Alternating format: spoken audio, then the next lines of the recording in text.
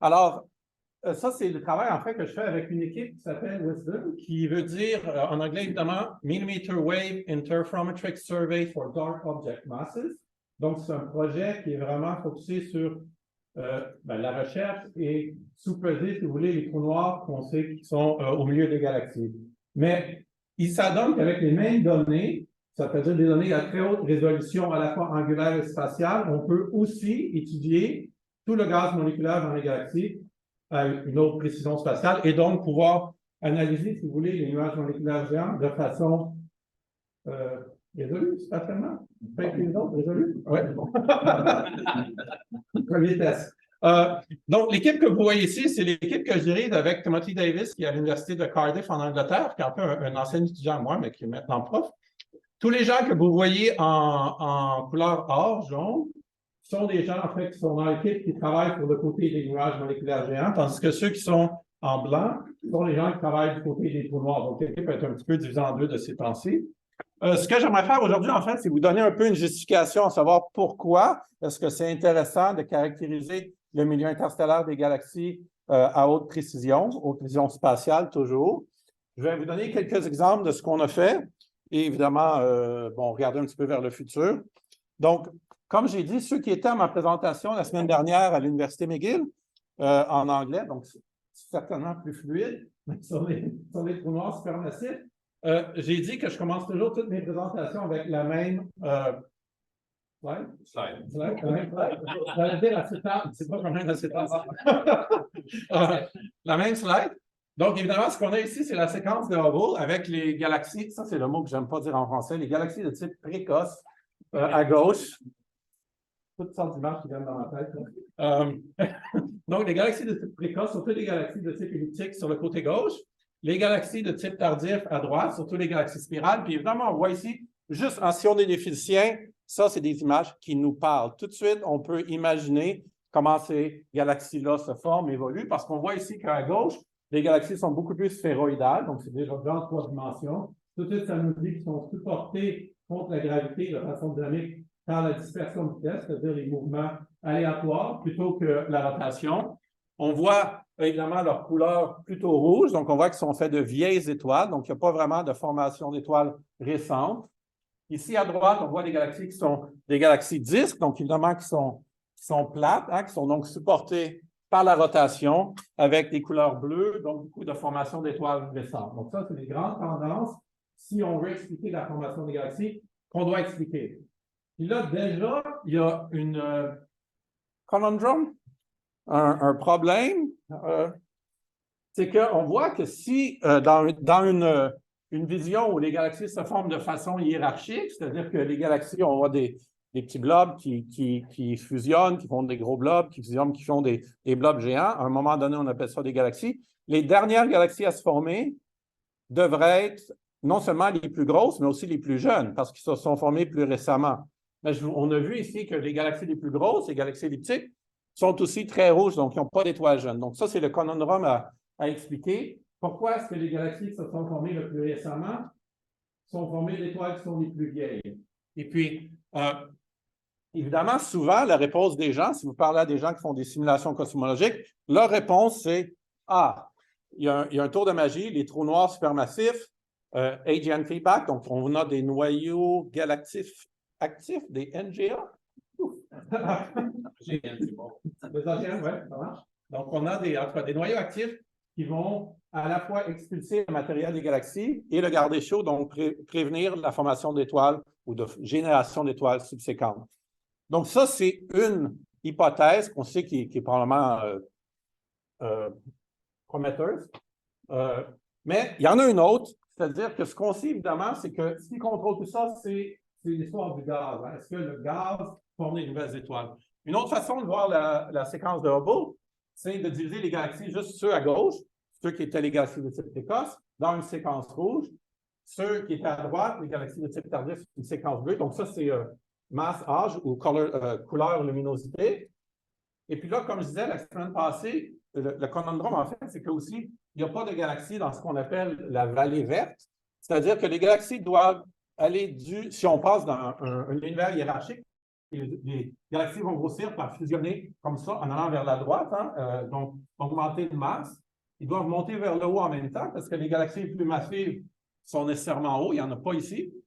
Mais ils doivent faire ça de façon vraiment, vraiment rapide. Parce que s'ils consomment leur gaz à un taux normal, standard, ils devraient aller se promener tranquillement du nuage bleu jusqu'à la séquence rouge. Il devrait donc y avoir plein de galaxies entre les deux. Mais ce n'est pas le cas, donc il faut trouver un moyen à ce que les galaxies émigrent de façon rapide du nuage bleu vers la séquence rouge. Et c'est là, encore là, les gens disent « Ah, les noyaux actifs de galaxies sont la solution, ça peut injecter beaucoup d'énergie, ça va faire plus ou moins exploser le gaz, puis garder le gaz chaud. » Mais évidemment, il y a une autre solution ici, c'est d'avoir plein de gaz, mais du gaz qui ne forme pas d'étoiles. Et donc, la semaine passée, quand j'ai parlé des trous noirs supermassifs, si vous voulez, c'était l'hypothèse numéro 1, c'est les OGN qui font tout le travail. Aujourd'hui, je vais regarder une autre hypothèse, c'est-à-dire que est-ce qu'il est possible d'avoir des galaxies qui comprennent le gaz, mais où le gaz ne font pas d'étoiles? Donc, on va regarder. Et aussi du gaz froid, pas seulement du gaz chaud. Ça, on comprend, si tu chauffes ton gaz à 1 million de degrés, il ne fera pas d'étoiles. Mais si tu as du gaz froid, littéralement à 10, 100 Kelvin, est-ce qu'il est possible de le garder sans former d'étoiles? Alors, ça, évidemment, ce que ça veut dire, c'est qu'il ne faut pas que ce gaz-là devienne autogravitant. Hein? Parce que sinon, il va s'effondrer. OK. Donc, ça, c'est un mot qu'il faut que je me répète. Donc, il ne va pas s'effondrer. Donc, en fait, un graphique célèbre, c'est le graphique de Schmidt-Kennicott qu'on appelle, qui un peu quantifie, si vous voulez, ce phénomène-là. Ici, on a la surface, la densité de surface de gaz moléculaire. Donc, ça, ce n'est pas H2 dans le sens de gaz ionisé, mais c'est H2 dans le sens de hydrogène moléculaire, 2H. Donc, ça, c'est la quantité de gaz froid. Ici, on a la densité de surface de la formation d'étoiles, star formation rate. Donc, ici, ce qu'on voit, c'est finalement ce qu'on appelle l'efficacité de formation d'étoiles, Star Formation Efficiency, pour ceux qui connaissent en anglais, SFE. Donc, l'efficacité de formation d'étoiles. Parce qu'on a finalement quelque chose ici qui est en masse solaire par année. On divise par des masses solaires. On a une échelle de temps. Cette échelle de temps-là, c'est le temps que ça prend pour consommer le gaz. Donc, ici, on a des lignes. Ces lignes-là sont des lignes qui nous disent ça prend combien de temps pour brûler tout le gaz qu'il y a dans la galaxie en année. Donc, si tu es ici, ça te prend 1 milliard d'années. Puis, typiquement, dans les galaxies telles qu'on les connaît, des galaxies comme la Voie lactée, ça prend 2 milliards d'années à consommer le gaz que les galaxies ont autour de la formation stellaire actuelle. Hein? Donc, là, il y a une grosse hypothèse, ou assumption, hypothèse, oui. C'est-à-dire qu'on va continuer au même rythme. Mais si on a le rythme actuel, avec la quantité de gaz actuelle, typiquement, ça prend 1 ou 2 milliards. Mais là, après ça, tu n'as plus de gaz. Donc, ça nous dit déjà, toutes les galaxies forment des étoiles, les galaxies de type spirale. Il faut replenish, il faut replenir, ça dit ça? Remplir le gaz des galaxies. Mais évidemment, là, on voit ici une autre solution à ce que je parlais tantôt. Comment est-ce qu'on peut prévenir les galaxies qui ont du gaz froid à faire des étoiles?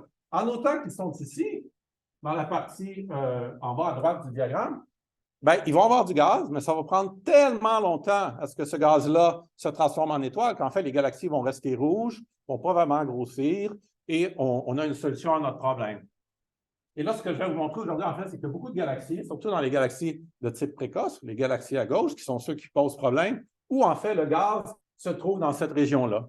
Typiquement, ces diagrammes-là de Schmidt-Kennicott ont été faits avec le gaz dans les galaxies de type spirale, c'est-à-dire les galaxies qui font beaucoup d'étoiles. Mais ceux-là, on les comprend. Donc, moi, mon approche, quand j'ai commencé à travailler dans le milieu interstellaire, ça fait peut-être 5-6 ans, je disais, ça, c'est pas intéressant dans le fond, parce que si on regarde dans les galaxies spirales, dans les disques, comme la Voie lactée, on voit toujours la même chose. Les étoiles se font à un rythme standard, on n'apprend rien. Donc, moi, j'ai regardé un petit peu comment est-ce qu'on peut apprendre comment les étoiles se forment en regardant où elles ne se forment pas. Donc, c'est un peu, tu sais, il n'y a pas de fumée sans feu.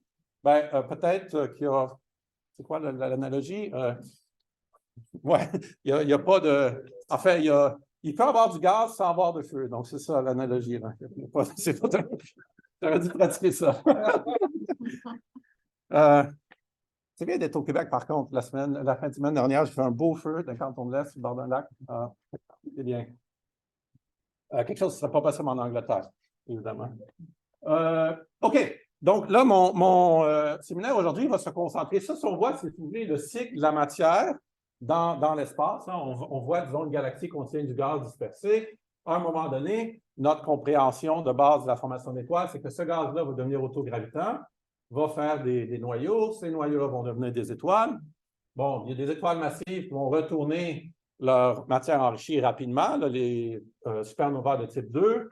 Il y en a d'autres qui vont vivre beaucoup plus longtemps, comme le Soleil, vont retourner la matière soit sous forme de nébuleuse planétaire, peut-être de supernovas de type 1A plus tard. Mais en tout cas, il y a un cycle qui va se faire. Généralement, les étoiles vont retourner du gaz enrichi au milieu interstellaire pour que les générations subséquentes d'étoiles soient plus enrichies.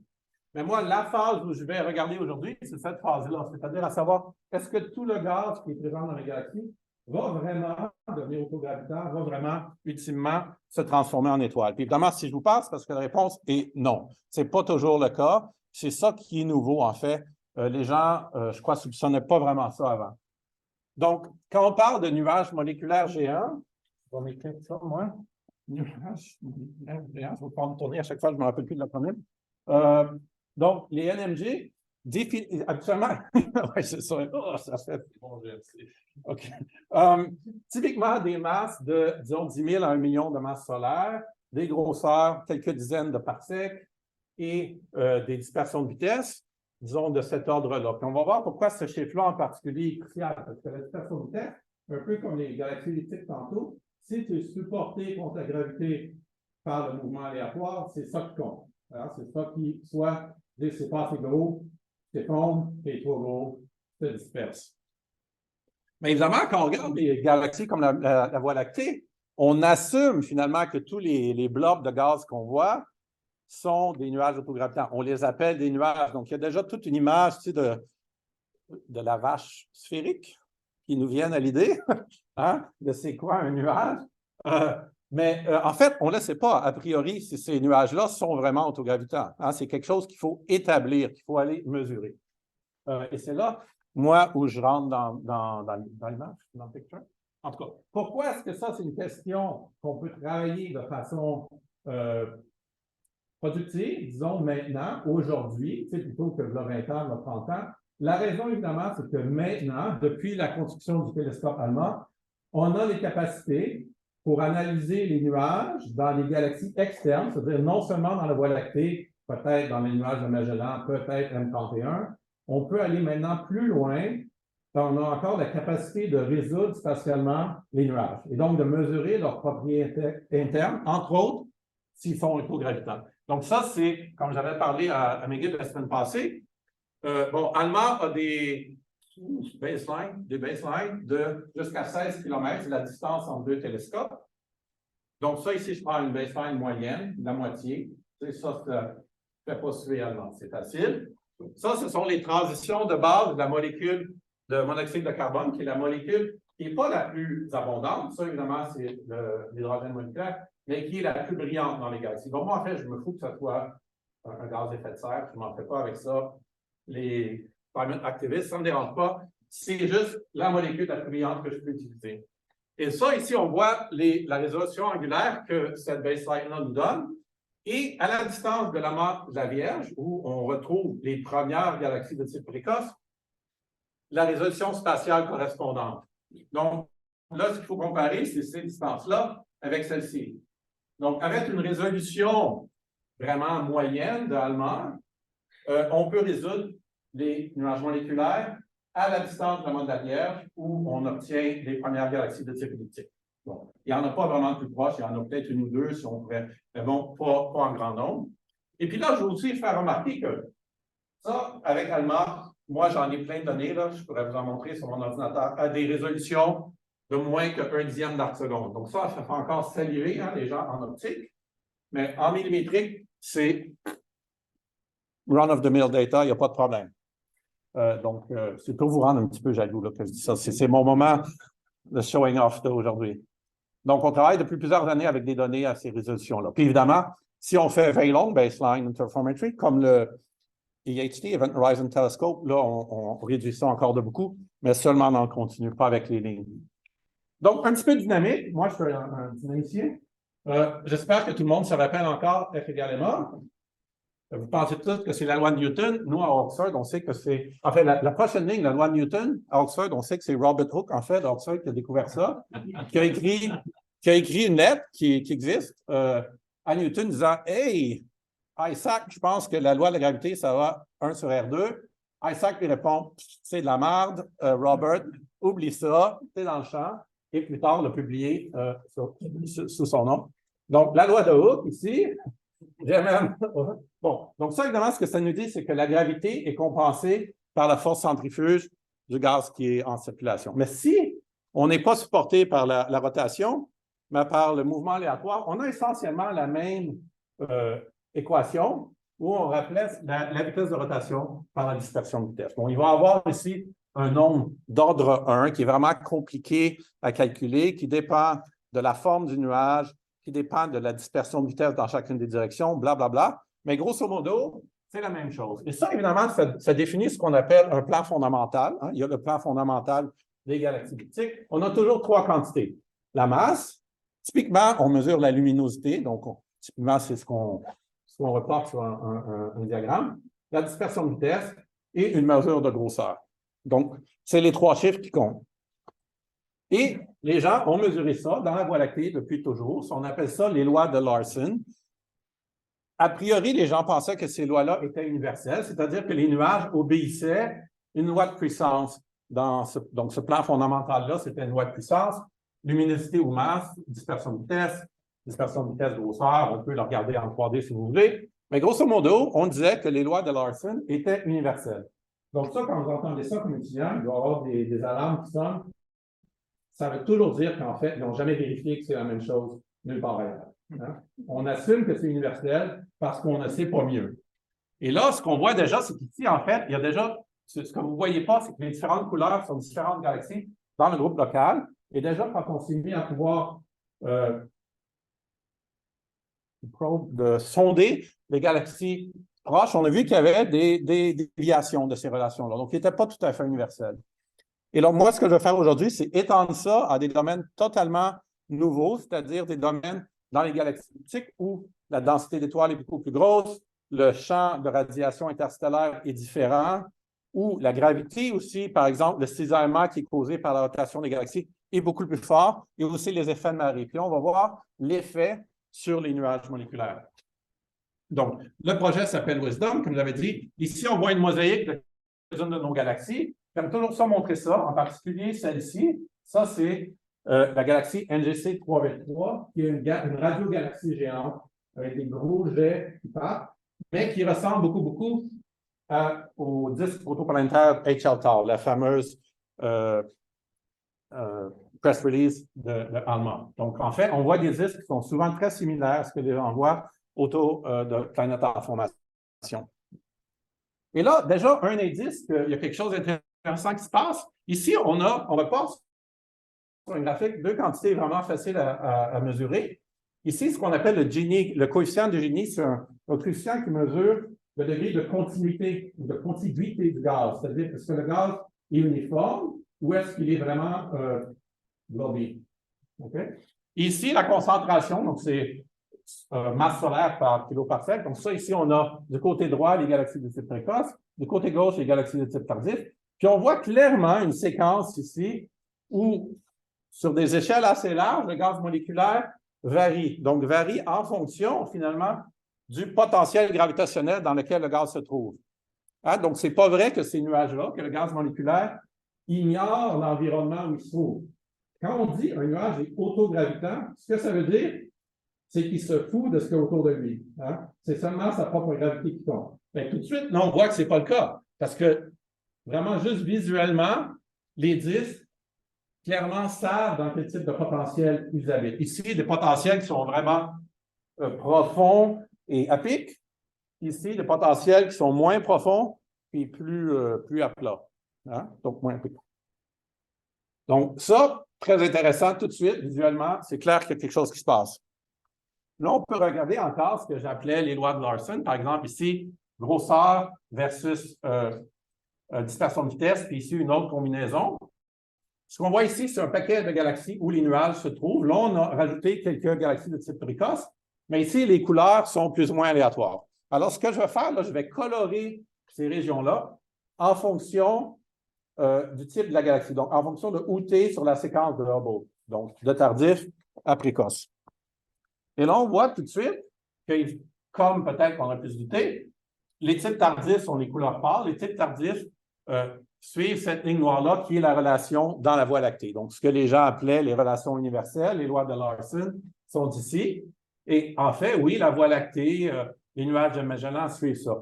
Mais les galaxies de type précoce, qui sont dans des couleurs beaucoup plus foncées, ne les suivent pas. Donc, tout de suite, on voit que les nuages, ils ont des propriétés différentes ici. Et là, la question qu'on doit se poser, c'est ah, OK, bien, si les nuages sont différents, est-ce qu'ils peuvent encore être autogravitants?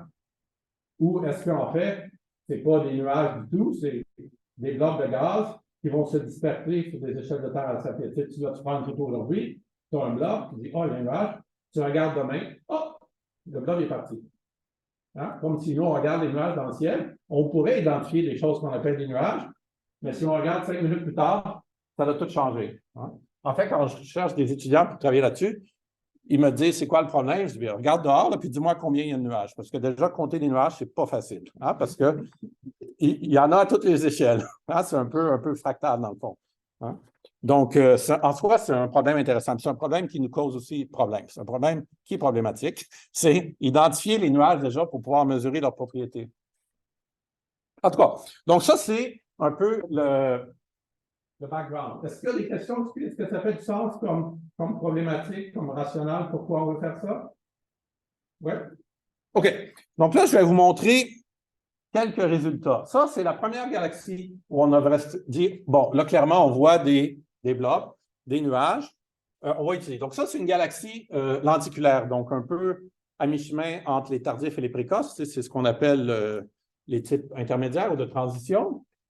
Et puis là, on regarde en plein centre avec le télescope Hubble, on fait un peu de massage sur nos données et on voit un disque de poussière. Hein? Donc, c'est un disque qu'on voit en extinction.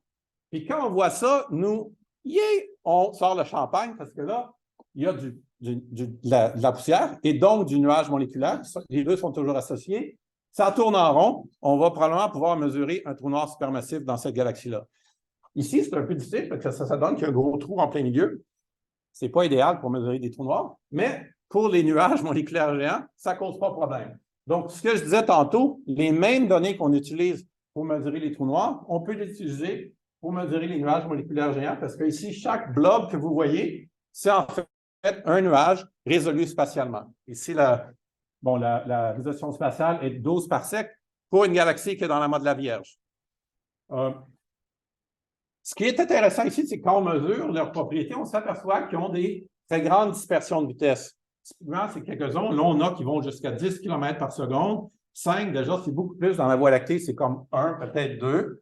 Alors là, la question, c'est pourquoi est-ce que ces nuages-là ont des dispersions de vitesse qui sont beaucoup plus grandes? Et là, la réponse était vraiment intéressante. Alors ça, c'est la même image que je vous montrais, où là, on a identifié les nuages. Bon, on pourrait en parler longtemps. C'est la meilleure identification qu'on a réussi à faire. Donc, chaque ellipse nous montre un nuage. Évidemment, on fait ça en 3D. Hein. Ce qu'on obtient d'un interféromètre, c'est un cube de données, X, Y sur le ciel et longueur d'onde, ou vitesse, si vous voulez, lorsqu'on regarde une ligne. Et on fait ça en 3D. Ça, c'est juste pour aider l'œil. Et là, la clé, je vais focusser sur 2 de ces nuages-là. Là, on va essayer de comprendre pourquoi est-ce que les nuages ont une très grande dispersion de vitesse. Donc, ça, c'est les 2 nuages. Et là, je vous montre ce qu'on appelle le champ de vitesse. Donc, c'est la vitesse moyenne en chaque point. Donc, ce que ça vous montre, c'est qu'en fait, ce nuage-là est en rotation. Hein, bleu décalé vers le bleu, rouge décalé vers le rouge. Ce que ça dit, c'est que c'est un nuage qui rotate, qui tourne. Qui rotation, c'est pas très bon, ça. Qui tourne en rond. Hein? Donc, en fait, ce nuage-là, il n'est pas supporté par la pression, par le mouvement aléatoire. Habituellement, un nuage, ce que ça a l'air, c'est que ça serait toute la couleur uniforme, ça serait tout jaune. Puis en chaque point, la ligne aurait une certaine largeur, ce qui est la dispersion de vitesse, mais il n'y aurait pas de mouvement bulk motion, comme ça, bulk motion. Bulk motion. OK. Il n'y a pas de bulk motion, c'est de mouvement, disons, de marge. Je vais traduire ça comme ça. En gros, là, c'est vraiment gros. Donc, ce qu'on voit ici, en fait, c'est que la largeur de la ligne, ça n'a rien à voir avec la dispersion de vitesse en un point. C'est simplement 2 fois la vitesse de rotation du nuage. Hein. Pour ceux qui ont déjà travaillé sur des galaxies, si on prend un télescope, on organise toute la lumière d'une galaxie, typiquement, ça relève de ça. Ça, vous prenez un ordinateur. Puis ça, cette largeur-là, c'est seulement 2 fois la vitesse de rotation de la galaxie. Hein? Ça n'a rien à voir, ce n'est pas de la dispersion de vitesse comme telle. Donc, on voit ici qu'en fait, ces nuages-là, ils n'ont pas la même structure, dynamiquement parlant, que les nuages dans la Voie lactée. Les nuages dans la Voie lactée, ça serait tout jaune avec une certaine largeur de raie. Alors là, ça, c'est important parce que ça veut dire que si on veut comprendre leur dynamique, on ne peut pas les traiter comme un objet supporté par des mouvements aléatoires. Ce qui est encore plus important, c'est que là, je superpose le champ de vitesse de la galaxie elle-même. Donc, ce qu'on voit ici, c'est comment la galaxie, comment le gaz dans la galaxie tourne. Ça, oui, on sait. Les galaxies lenticulaires, ce sont des galaxies disques, donc le gaz tourne en rond.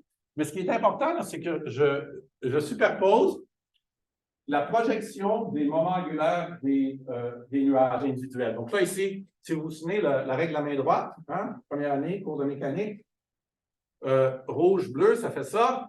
Donc ici, le moment angulaire pointe par là-bas. C'est pour ça ici que j'ai une flèche qui pointe là. Ici, comme ça, j'ai une flèche qui pointe vers le bas. Et là, ce qui est important, c'est de réaliser, c'est que toutes les flèches sont alignées avec le champ de vitesse de la galaxie. Ce n'est pas aléatoire, là. Alors ça nous donne tout de suite une idée probablement comment ces nuages-là se sont formés et comment ils ont acquis leur rotation. Et je vais vous faire une petite danse tantôt pour ne pas que vous oubliez. Vous allez pouvoir dire, vous avez vu Martin danser. Avec la vitesse, le moment de l'heure, mais ta carte, c'est une vitesse. Du gaz dans la galaxie. Donc, le moment de l'heure est aligné avec la vitesse. Exactement, c'est ça. Donc, c'est comme, je dis coarse grain en anglais, c'est-à-dire que la carte sur-dessous, c'est une carte comme à basse résolution. On voit comment le gaz, mais si on zoome vraiment sur une petite partie, une surdensité, un nuage, on voit que ça reste aligné. Alors que si les nuages étaient gravitants, a priori, ils pourraient tourner dans n'importe quelle direction qu'ils veulent. Puis je vais revenir ce que je pense que ça veut dire. Mais là, ça nous cause problème parce que si on veut quantifier la dispersion de vitesse dans les nuages, il faut enlever cette composante-là de rotation. Alors, c'est ce qu'on fait. Ce qu'on fait, c'est qu'à chaque point dans le nuage, on shift les spectres en vitesse pour les amener à une vitesse moyenne. Et là, on les additionne. Donc ça, la largeur de la ligne qu'on a, c'est vraiment la dispersion de vitesse. On a enlevé la composante de rotation, mais qu'on connaît parce qu'on connaît la différence. Donc là, on peut quantifier les deux. Rotation et mouvement aléatoire. Et là, on va voir que ça nous permet de comprendre un peu qu'est-ce qui se passe dans ces nuages-là. Si on retourne à notre formule, ici, probablement, vous connaissez le théorème du viriel. Je suis sûr ici, vous avez très bon enseignement en évolution structure stellaire. C'est la même. Moi, j'ai enseigné un petit peu de structure stellaire à un moment donné. Je te disais que toujours ça, c'était l'origine de la vie. Hein, parce que c'est cette équation-là, si j'avais bien compris mes cours ici au bac, qui sont la raison pour laquelle le Soleil peut être si stable pendant des milliards d'années. Hein, parce que l'on nous dit que 2 fois, dans ce cas-là, l'énergie cinétique, plus l'énergie gravitationnelle est 0. Bon, ici, ce terme-là pour le Soleil, ça serait, disons, une énergie thermique, gros U. Ça dit, bon, si l'étoile grossit, elle refroidit, elle va se recontracter et blablabla. C'est un peu la même chose ici pour tout ce qui est autogravitant. Donc, ça, c'est quelque chose qui est vraiment en équilibre gravitationnel. On va regarder ça un petit peu. Donc, c'est comme ça que les gens, en fait, quantifient la structure des nuages moléculaires. Habituellement, donc ça, si vous vous souvenez, ça, c'est une moitié mv au carré. Hein? Donc, 2 fois une moitié mv au carré. Ça, c'est GMM divisé par R. Hein? Ça, c'est première année, même en fait, c'est secondaire, en fait. Donc, secondaire. Ici, il y a un facteur 3, oubliez le facteur 3. Donc, on a le 2 fois une moitié mv au carré. M, c'est la dispersion de vitesse. Puis on a le GMM sur R. Donc, typiquement, pour un nuage normal, ça donne 0. Si le nuage est autogravitant, s'il est en équilibre gravitationnel. Et ça, c'est ce que les gens ont fait depuis des décennies. Mais ça ne s'applique pas bien à notre nuage parce qu'un nuage, il y a de la rotation. Donc, ce qu'on a fait, nous, je n'avais pas fait ça depuis des années. Si vous regardez l'article, il y a, je ne sais pas moi, 15 pages de calcul analytique d'expansion au premier niveau dans un référentiel tournant de TAFSA. Ce qu'on voit ici, c'est les termes additionnels que l'on a si on ne peut pas négliger les effets de la galaxie. Là, ce que je vous ai montré dans cette carte-là, c'est que les nuages, ils savent où ils sont dans la galaxie. La galaxie a clairement un effet sur les nuages. Les nuages ne sont pas purement autogravitants. Ils sentent les effets de la galaxie et ils en connaissent les effets.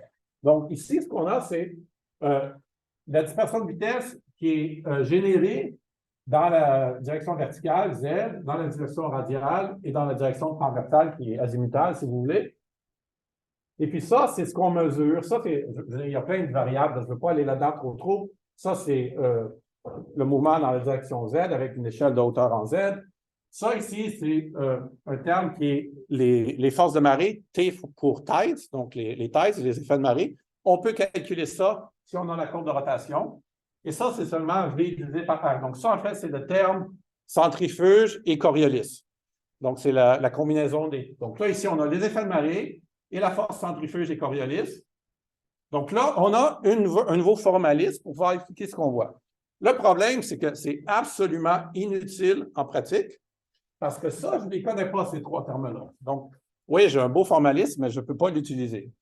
Mais la clé, c'est qu'on peut en faire remplacer ces termes-là par des choses qu'on observe. Et là, je ne veux pas vous ennuyer trop, mais grosso modo, les deux termes ici, on peut les remplacer par la largeur de raie qu'on avait avant, donc la dispersion de vitesse, celle qui est observée, moins celle où j'ai soustrait la rotation. Donc, GS, c'est pour gradient subtracted. Donc, ça, observé et celle où j'ai soustrait les vitesses. Ça, c'est simplement l'inclinaison de la galaxie. Alors là, je peux remplacer tous ces termes-là par des choses qu'on peut mesurer. Et puis ça donne que je peux écrire le théorème du viriel de la même façon habituelle. La seule différence, c'est le subscript, où là, c'est un terme différent. Donc, c'est totalement analogue, mais je dois remplacer ma dispersion de vitesse parce qu'on appelle une dispersion de vitesse effective qui prend en compte les effets de la galaxie. Et tout ça, ce sont tous des termes que je peux mesurer. Ça, c'est la dispersion de vitesse quand j'ai enlevé la rotation.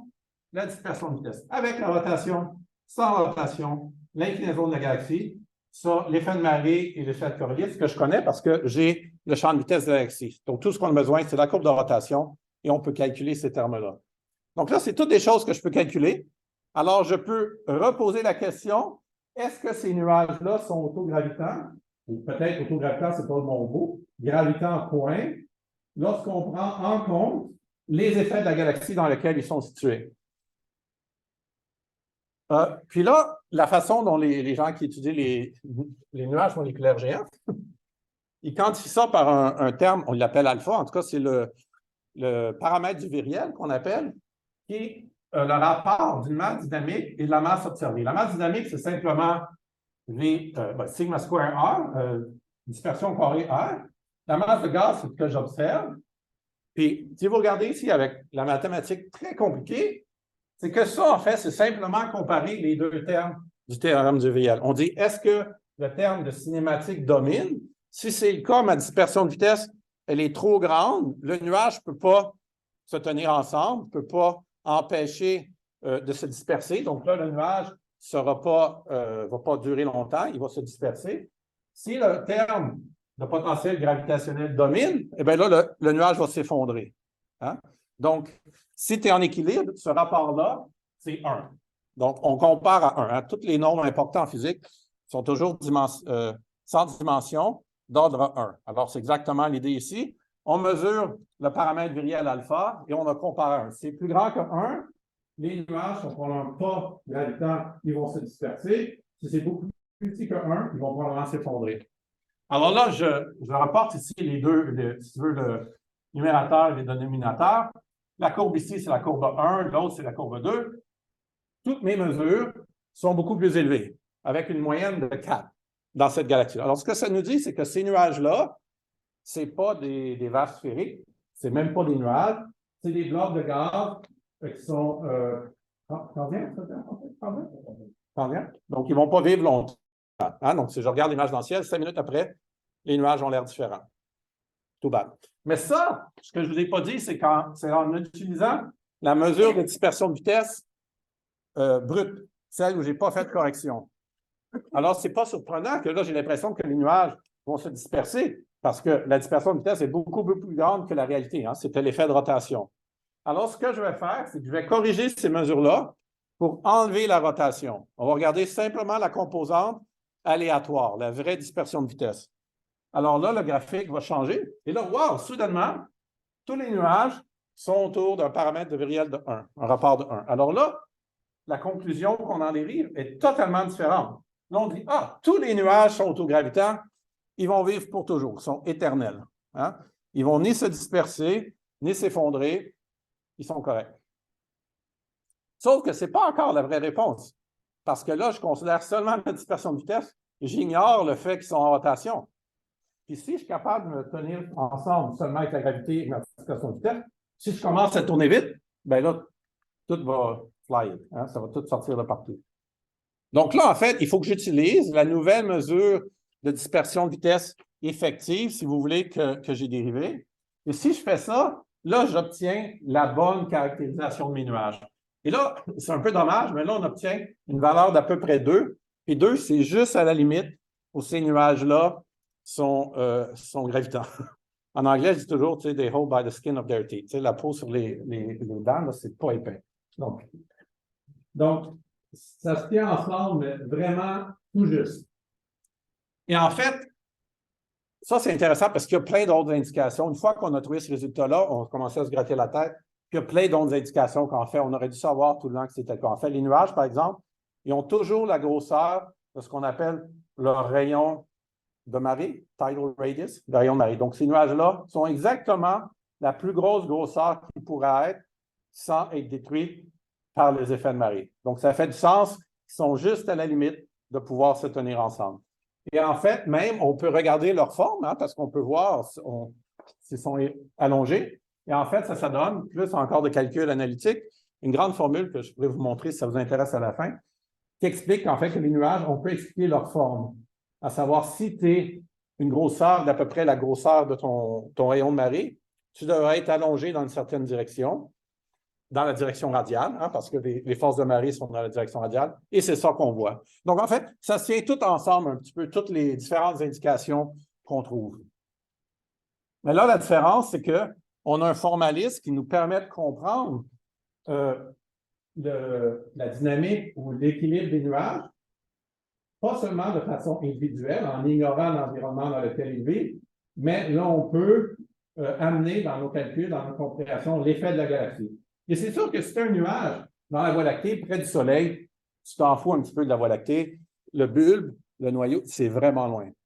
Mais si tu as un nuage moléculaire au centre des galaxies de type elliptique, là, tu ne peux pas négliger. C'est vraiment un gros effet. Hein? C'est comme un bouli dans la cour d'école. Hein? Quand le bouli est tout petit, il n'y a pas gros impact. Mais si on a Guillaume, là, il faut que tu en prennes compte. Tu sais? Il a l'air très gentil, par contre. OK, donc ça, c'est le message pour cette galaxie-là. Mais là, je voudrais revenir un peu à ce que j'ai parlé tantôt, à savoir, est-ce que les nuages, c'est leur moment angulaire, est aligné ou pas avec le champ de vitesse de la galaxie. Alors ça, c'est la galaxie dont je vais vous parler. Ça, c'est l'autre galaxie que je vais peut-être vous parler, peut-être pas, dépendant de combien de temps j'ai. Là, ici, 99% des nuages sont alignés. La fraction pas alignée, rétrograde, 1%. Ici, c'est 50-50. Donc là, totalement différent. Donc, on pourrait probablement penser que ces nuages-là se sont formés de façon différente. Hein? Puis, il y a une très bonne analogie à faire ici, que je pense qui est le système solaire. Quand on regarde le système solaire, le moment angulaire interne des planètes est aligné avec le moment angulaire orbital. Hein? C'est-à-dire que, ça c'est la danse de Martin en passant, tu tournes comme ça. Par exemple, si je n'aurais pas de moment angulaire interne, je ferais ça. Hein? Je tournerais autour du Soleil, mais moi, je n'ai pas de moment angulaire interne. Mais en pratique, les planètes ils tournent dans la même direction. C'est là que c'est. D'accord? Et en fait, vous pouvez voir que ça, c'est pas difficile. Mais faire le contraire, c'est beaucoup plus difficile. Donc, naturellement, on s'attend à ce qu'ils soient alignés. En fait, en tout cas, je vais dire ça. Les gens des exoplanètes, habituellement, ils arrêtent ici, Martin, là, tu dis n'importe quoi. C'est un peu plus compliqué que ça. Mais disons, suivez-moi avec ça. Donc là, on a ça. Mais ce qui est intéressant, c'est que certaines planètes ne sont pas parfaitement alignées. Comme la Terre, 23 degrés. Puis l'explication, c'est qu'il y a eu une grosse collision qui a créé la Lune. Hein? Donc, si c'est seulement des effets dissipatifs, c'est un gaz qui essaie de conserver son moment angulaire, mais qui dissipe de l'énergie, tu te ramasses aligné, hein, de façon naturelle. Mais si Guillaume passe ou t'accroche, là, tu peux perdre des bouts. Fait que c'est un peu la même idée. Donc, moi, je pense en fait que, sans avoir à faire de théorie vraiment compliquée, ce nombre-là, la fraction de nuages électoraux, probablement nous dit quelque chose d'assez profond sur la formation et l'évolution des nuages moléculaires. Ça, c'est un nombre qui n'est pas vraiment difficile à calculer. En autant qu'on peut identifier nos globes, on voit, en autant que tu as la résolution pour les résoudre spatialement, tu peux mesurer ça assez facilement. Donc là, moi, c'est quelque chose où là, j'encourage beaucoup de gens qui font des simulations à s'intéresser à ce nombre-là et à voir si mes idées sont vraies. Hein? C'est-à-dire que si tu es aligné, c'est parce que c'est la dissipation qui domine. Si tu n'es pas aligné, c'est parce que, par exemple, il y a beaucoup de collisions. Donc, c'est comme stay tuned qu'on dit en anglais. À mon avis, ça va devenir un outil qui va être assez utile. Puis j'essaie d'en faire un peu la promotion, même si je ne suis pas sûr que mes idées soient bonnes, mais je suis sûr qu'il y a quelque chose d'intéressant à trouver là-dedans. Alors, je vais peut-être vous parler vite. Je réalise que c'est peut-être 5 minutes. OK, laisse-moi. J'ai un choix à faire. Je m'excuse. Je ne sais pas si c'est parce que je parle en français. Je vais sauter la question. Il y a toute une partie de collision dont je voulais parler. J'en parlerai pas.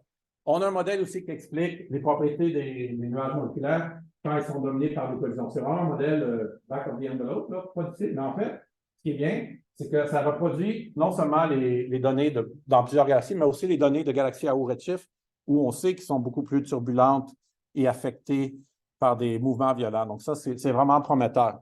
Mais je voudrais parler plutôt peut-être quelque chose que je fais qui a rapport avec le Québec. Alors, comme René disait, ça fait, je pense que l'an prochain, ça va être 30 ans que je suis parti du Québec.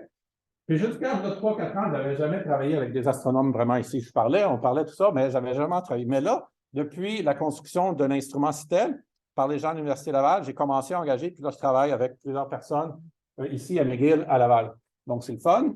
C'est le fun parce que mes billets d'avion sont payés pour venir ici. La première fois.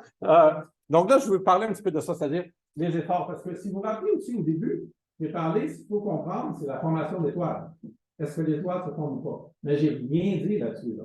Hein, j'ai parlé beaucoup des nuages, mais je n'ai pas fait le lien à savoir, tu sais, l'idée qui est derrière ça, c'est que si le nuage est autogravitant, il va faire des étoiles. S'il ne l'est pas, il n'en fera pas. Donc, c'est un peu le lien naïf, là, si vous voulez, qui sous-entendait ce que j'ai parlé. Mais je ne voulais pas montrer ce lien-là. Alors, là, le défi, si on veut faire ça, c'est que ça nous prend des données qui quantifient la formation d'étoiles à la même résolution spatiale que nos données allemandes. Alors, ça, c'est utile parce que nos données ont typiquement, disons, 0,1 arc-seconde de résolution. Je vous mets au défi de trouver des indicateurs de formation stellaire qui sont ce qu'on appelle les Star Formation Rate Indicators. Donc, si on parle, disons, de H-alpha fait du ground, sur la Terre, typiquement une arc-seconde de résolution, bon, avec la petite adaptative, peut-être la moitié, peut-être moins, mais certainement pas sous 0,1. Si on parle d'infrarouge, on parle de plusieurs arc-secondes. Bon, avec GBST, maintenant, évidemment, ça fait une grosse différence. Mais il y a une façon de faire. Ah, puis l'autre affaire, c'est que où il y a du gaz moléculaire, il y a beaucoup de poussière. Donc, il y a beaucoup d'extinction. Donc, ça cause problématique aussi parce que, je sais pas, beaucoup de gens utilisent l'ultraviolet pour mesurer la formation stellaire. Nous, l'ultraviolet, dans ces disques-là, il y en a très peu qui sortent. Donc, parce qu'il y a trop de poussière. Donc, l'outil ultime, c'est le continuum radio. Le continuum radio, c'est-à-dire l'émission libre, free emission, ça vient des régions HD aussi, donc c'est une bonne mesure de formation stellaire. Mais comme ces radios, ce n'est pas affecté par la poussière, et comme on peut utiliser les interféromètres, on peut obtenir des résolutions angulaires qui sont comparables. Donc, ce qu'on voit ici, c'est une galaxie avec le CO en orange et l'émission du continu radio à 30 GHz en bleu. Pourquoi 30? Typiquement, les gens travaillent peut-être 1 ou 2. Ça, on verrait l'émission synchrotron. Ça peut être relié à la formation stellaire, mais c'est un peu plus indirect. Avec l'émission LibLib, Free, c'est plus direct. Oups. Donc là, par contre, ce que vous parlez de l'efficacité de formation stellaire, c'est littéralement le ratio de ces deux cartes-là. Si vous vous souvenez, le diagramme de Schmidt-Kennicott au début, c'était quantité de nuages moléculaires, quantité de gaz moléculaire versus taux de formation d'étoiles. Donc, ça, c'est les deux. Hein? Donc, ça, CO, c'est mon gaz moléculaire. 33 GHz, c'est mon taux de formation d'étoiles. Donc, si je prends le ratio de ces cartes-là, le problème, c'est que je n'obtiens pas quelque chose qui est à peu près constant. J'obtiens plein de variations. Et c'est parce qu'en fait, ce qu'on se rend compte, c'est que la loi de Schmidt-Kennicott, c'est une loi qui peut seulement exister à des échelles spatiales assez grandes parce qu'il y a un effet de moyen-âge qui se produit. Moyen-âge spatial, c'est-à-dire qu'il y a des régions H2 qui viennent de naître, donc qui sont nées, ça fait un bout de temps, et d'autres qui sont très vieilles. Donc, on moyenne là-dessus, et on moyenne aussi, non seulement spatialement, mais dans l'échelle de temps. Donc, on obtient un peu de moyenne. Donc, la loi de Schmidt-Kennicott, c'est vraiment une moyenne. Ici, on ne peut pas moyenner. Donc, il faut qu'on adopte des approches un peu différentes. Donc, là, je vais vous montrer ce qu'on fait avec Citel. Donc, ici, en orange, on a ALMA. En bleu pâle, cyan, on a Citel qui trace cette fois-ci les régions H2. Donc, c'est vraiment H-alpha. Malheureusement, ça n'a pas une résolution spatiale similaire. Donc là, on brouille nos cartes de ALMA, si vous voulez. En haut, c'est l'émission H-alpha. En bas, c'est l'émission CO. Et encore là, comme je disais, si je fais le rapport de ces deux-là, j'obtiens mon efficacité de formation stellaire. Alors ça c'est le carburant et ça, c'est le feu. Donc, la question, c'est est-ce qu'il y a toujours du feu quand j'ai du carburant? Et la réponse, c'est bien, il y a des endroits, oui, dans l'anneau, clairement, ça marche. Mais ce qui est clair, ce que vous devriez voir, c'est qu'il y a beaucoup de carburant au centre, mais il n'y a pas de formation d'étoiles au centre de la galaxie. Et ça, c'est typiquement ce qu'on voit au milieu des galaxies elliptiques.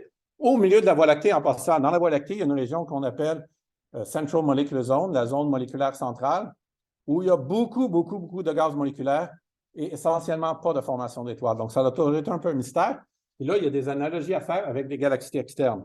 Si je prends le ratio, bien ça, c'est cette efficacité-là de taux de formation d'étoiles, le rapport de gaz moléculaire divisé par taux de formation d'étoiles.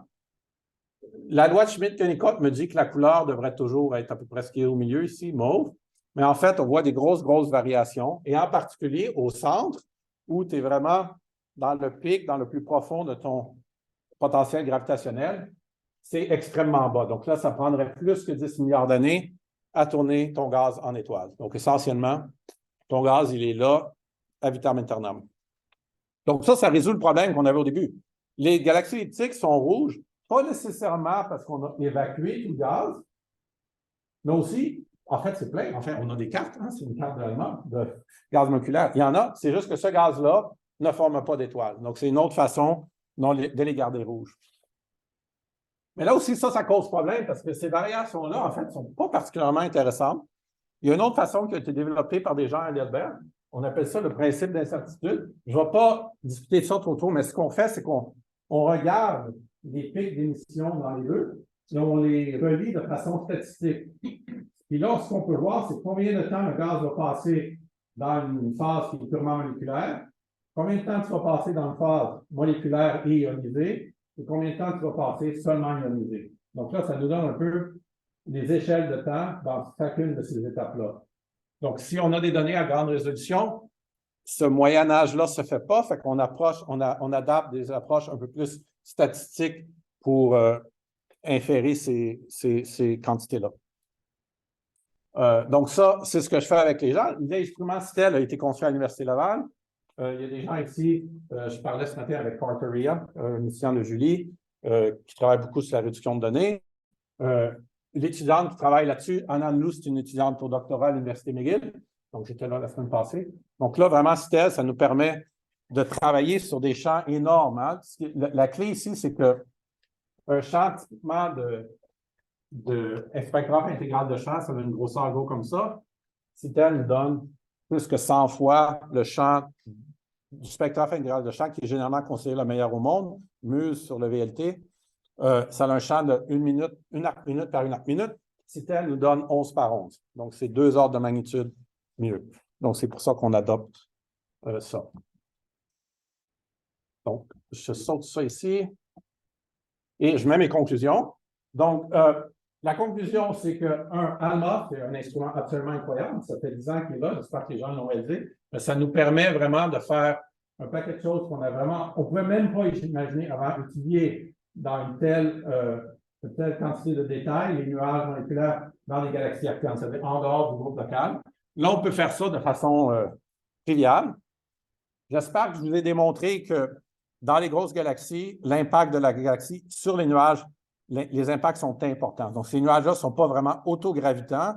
Il faut décider s'ils sont gravitants ou pas en considérant les impacts de la galaxie comme tel.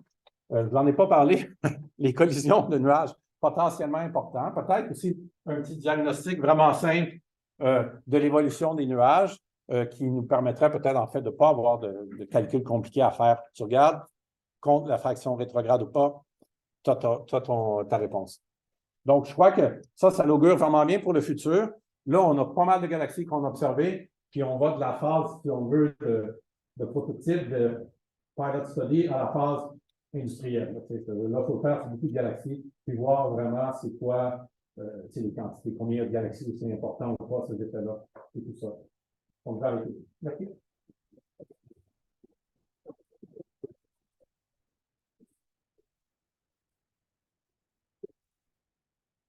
Merci Martin. C'est très bien débrouillé en français. Question. Bon, en anglais ou en français. Avez-vous une relation entre l'endroit où se trouve la galaxie, comme l'environnement, est-ce que ça se trouve dans un amas ou pas? Est-ce qu'il y a un effet avec le gaz? Oui, c'est-à-dire que nous, là, disons, l'étude en détail des nuages, on n'a pas fait assez de galaxies pour vraiment répondre à cette question-là, mais c'est sûr que les galaxies de type précoce, elliptique, sont presque toujours dans les amas et dans les parties centrales. Hein? C'est la relation morphologie-densité. Donc, je crois que ça va vraiment être difficile de séparer, disons, les deux effets, parce que presque par définition, si tu as une galaxie avec un gros bulbe, donc purement un bulbe, une elliptique, tu es presque certaine dedans, au moins un groupe. Très probablement un amas. Donc, les deux sont un peu reliés. Pardon, ce que ça fait, évidemment, en fait, ce qui est intéressant, c'est que ce qui est bien connu dans les amas, typiquement, ce qu'on appelle le round pressure stripping, donc l'effet de bélier, hein, ça enlève, les gens pensaient que ça enlève le gaz qui est atomique. Donc, le H1, ça, c'est pas. En fait, donc, on a beaucoup de nos galaxies, donc c'est intéressant. On détecte beaucoup de H2 et pas de H1 du tout, ce qui est un peu bizarre à penser, mais c'est clair qu'il y a seulement le gaz à très haute densité de surface qui survit. Parce que si tu n'as pas autant de gravité, de densité de surface, l'effet de Bélier va enlever le gaz dans les amas. Hein, c'est-à-dire, dans l'analogie que je fais, moi, toujours, c'est que tu t'en vas baisser, que tu es dans le vent de tes cheveux, puis là, il y a tellement de vent que tu perds tes cheveux. Donc, c'est ça qui arrive dans les galaxies. Ah, le point, c'est... La charge des cheveux. Est-ce que tu peux faire quelques commentaires comme, à propos, comme moi, je pense qu'avec Allemand, on a des possibilités, mais comme pour les GM, c'est les plus petits, j'imagine, on va vraiment avoir des problèmes de genre. Est-ce qu'on va avoir spurious detections? Est-ce que ça va devenir de plus en plus difficile si on va prendre les nuages les plus petits ou dans les ans? Oui. C'est quoi l'état ou c'est quoi dans la future? C'est une très bonne question. En fait, l'étape la moins satisfaisante, disons, de tout ce processus-là, à mon avis, c'est justement l'étape où on identifie les nuages. Donc, presque tous les algorithmes qui ont été développés, puis nous, on a seulement adopté un algorithme qui existait, là, ont tendance à trouver des nuages qui sont à peu près la grosseur de ton faisceau, hein, ça c'est notre résolution, ou un peu plus gros. Donc, les algorithmes vraiment peinent à trouver des nuages très gros. Donc, il y a deux problèmes, en fait. Il y a le problème des gros nuages qui sont durs à identifier et les tout petits. Donc, ici, ce que je n'avais pas dit, Yachar, c'est que ceux en cyan, la couleur cyan, ceux-là, ils ne sont pas résolus. Ils sont identifiés, mais le faisceau ne nous permet pas de mesurer les propriétés. C'est clair qu'il y en a plus petits. En fait, on sait que l'ISM, c'est encore là, peut-être pas parfaitement, mais un peu fractal, c'est-à-dire qu'il y a de la structure à toutes les échelles de grandeur. Donc, c'est important lorsqu'on rapporte nos résultats de dire vraiment l'échelle de grandeur que nous, on sonde. Et il y a différents algorithmes. Il y a des algorithmes qui un peu, si j'ai le temps, comment quand je parlais de parler, il y a combien de nuages, je fais toujours ce dessin-là.